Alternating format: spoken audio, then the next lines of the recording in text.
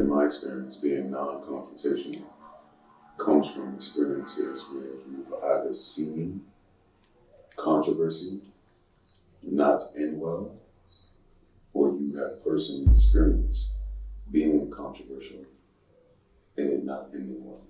And ending well is the part that's unique, because that's the part that is based on perspective.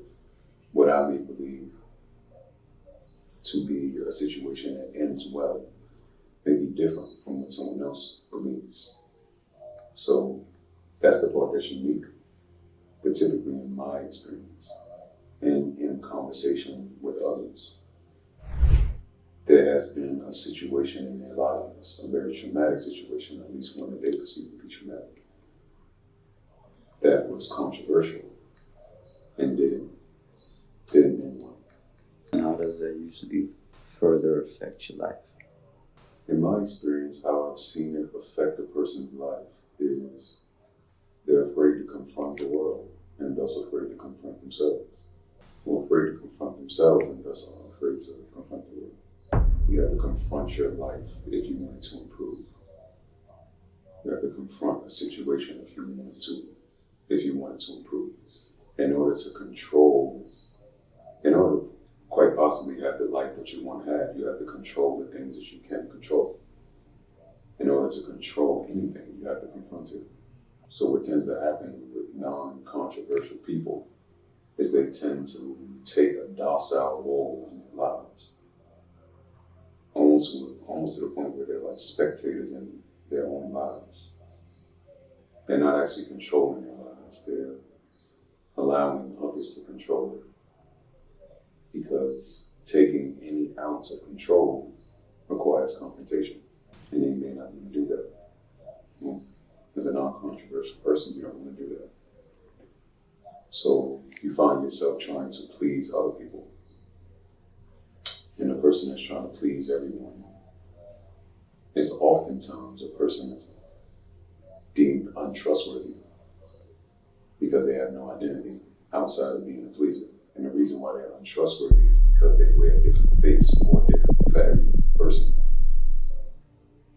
So in this situation with this person, they have one face on because they're trying to please this person. In another instance with another person, they have a different face on because they're trying to please that person. So they don't really have an identity. And the person that lacks an identity outside of being a pleaser, they don't have an identity. And a person that is perceived as a pleaser is untrustworthy because their actions are not consistent. Their belief is consistent, and that belief is that they should please. But in pursuit of pleasing, they can be someone that, although you may have known them for years, you may feel like you've never met them because they behave differently with different people under different circumstances. That's one of the ways that it could affect a person's life. There's some of the ways that at some point you won't trust yourself. And that's ultimately what it comes down to. That's the part that's probably more important, of course, because you don't know who you are anymore. It's a bit of a journey to get back to truth in regard to who you are. When you don't have an idea as to who you are anymore, and you've tried wearing all these faces, and you've finally come to the conclusion that there's no success in doing that. In abandoning that,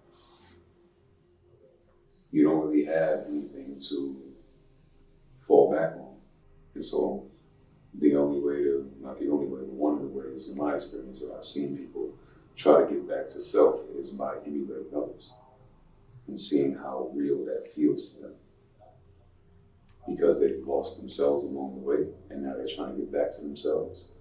And the only version of themselves that they knew wasn't really a version of themselves, because of being a pleaser, you're multiple versions of whoever the person that you're trying to please needs you to be. Or the persons, meaning multiple people in your life that you're trying to please need you to be. So you're not really one person. You're more of an idea, right? You function more as a concept at that point than as a person. The concept is pleasing. But as a human being, you don't really have an identity. You wear a different face for different people under different circumstances. So when you're trying to rid yourself of that practice, if you've been doing that for an extended period of time, that's really all you know. So in an attempt to get back to self, you start emulating people to see what feels right. If it feels right, you may keep that little piece, try to emulate someone else, and another part feels right, try to get that piece. So essentially, you're trying to rebuild yourself, but oftentimes that doesn't work either because it's a fabricated existence that you're creating.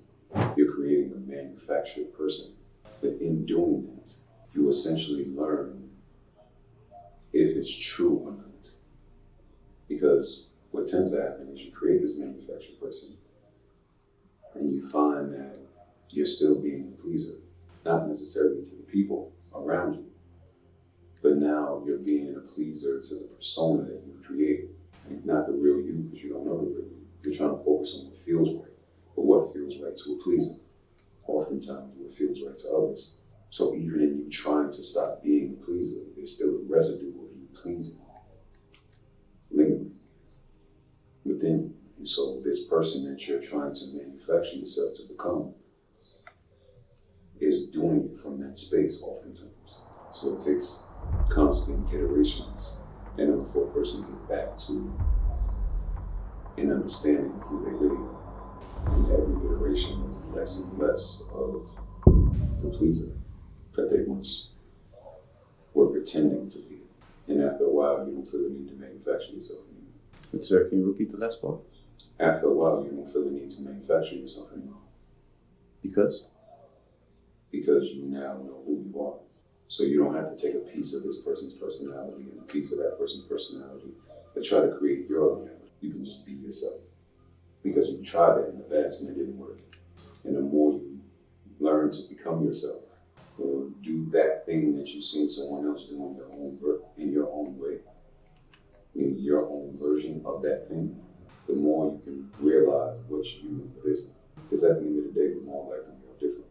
So a lot of the characteristics or personality traits that you will pick up from someone else that feel right to you may not be too far off, but the way that you're trying to execute it may be far off. You can have two people in your life that have the same characteristics, but they're packaged differently. It's like dating. You have this long, doesn't necessarily have to be a long list. Let's say you're interested in 10 characteristics of a person. The top 10.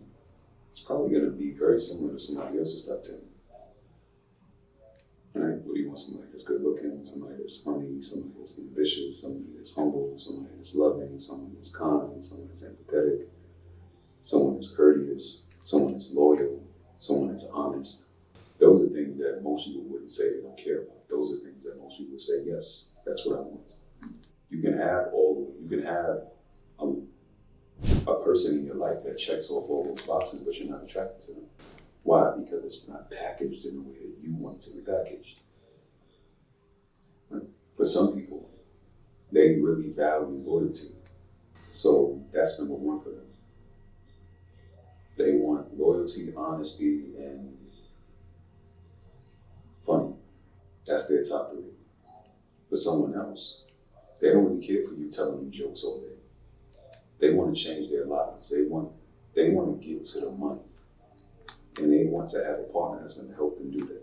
So they would much rather you be ambitious than to be funny.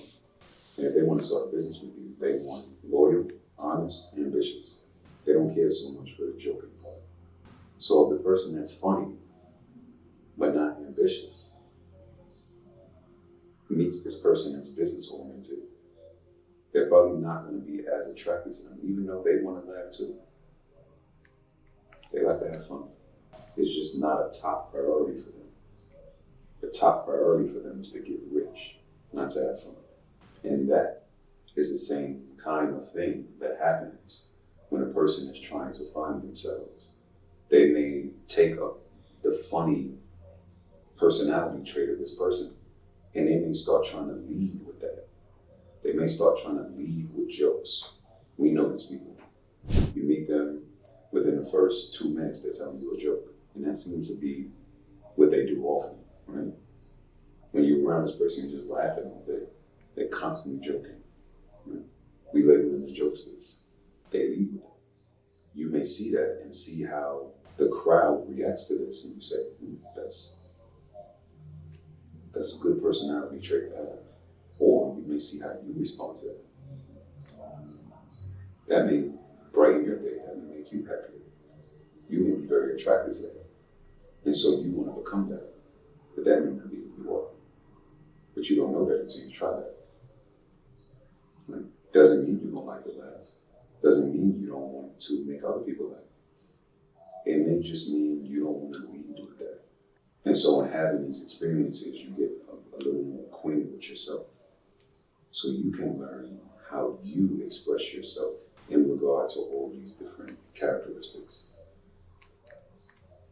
Because to a large extent, we pretty much all share the same characteristics. To a large extent, we pretty much share the same personality traits. It's just packaged differently. And that's what's going to determine who you are as opposed to who someone else is. So when you are non-confrontational, and in being non-confrontational, you become a pleaser. And in being a pleaser, you find yourself being unfulfilled. Why? Because that's not really who you are. And you're not confronting your life in order to find out who you are. After a long period of time, that becomes normal. And now it feels like you've completely forgotten who you are. So now once you hit a wall and you realize, hey, I've been doing this for the past 10, 15 years and it's not fulfilling. And now you really want to embark onto a journey of truth to figure out who you really are. You confront the fear of being confrontational by trying to control the things that you can control in your own life. And in doing that, you find yourself confronting others. And in confronting others, you are now confronted with conflict internally. Because all you've known for the past 10, 15 years is pleasing, not confronting. And now, because you have this conflict, because you are now confronting someone, you're trying to figure out a way to do that in a way that doesn't feel so jarring. So even though you're confronting someone, you're not offending that person. Then you start taking pieces of other people. How do other people do that? You start trying to add it to who you are. You start creating this manufactured version of yourself. And in creating that manufactured version of yourself, you start to see what's true and what isn't. Keep some, you leave the rest. You see how you are designed. You see how all of these characteristics are packaged within you. And then you start to live your life out through that. And when it's true, you'll know, because it'll feel fulfilling. Not because of how people respond to you, but because of how you respond to yourself.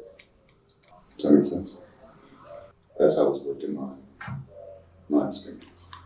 Just like Willie said, how do you go about inching your way towards becoming less non-confrontational? Wait, the way I asked that was crazy, by the way. Yeah. That's like, how does a non-confrontational person ask a question like that? Exactly. I'm glad I caught that. That's progress for sure. You inch your way away from being a non-confrontational person. The same way you inch your way toward anything else. You find an aspect of your life where you're being non-confrontational, and you start to confront it in a way that's uncomfortable, but not so uncomfortable that it scares you from doing it again. And once you master that area, meaning you find a comfortable level of confrontation, which tends to mean that you're controlling what you can control in that aspect of your life. Move to the next aspect of your life. Confrontation doesn't necessarily mean that you're a rude, mean person that's not easygoing. It doesn't mean that. Perhaps that's what is often attached to being confrontational because of how we use language in Western society. If someone says that a person is confrontational, that comes with a negative connotation attached to it. Almost as if the person likes controversy. The person prefers controversy, when that's not necessarily true. It just means that the person controls the things that they can control in their lives, for their lives. And they don't have to be quote unquote negative about it. Just very clear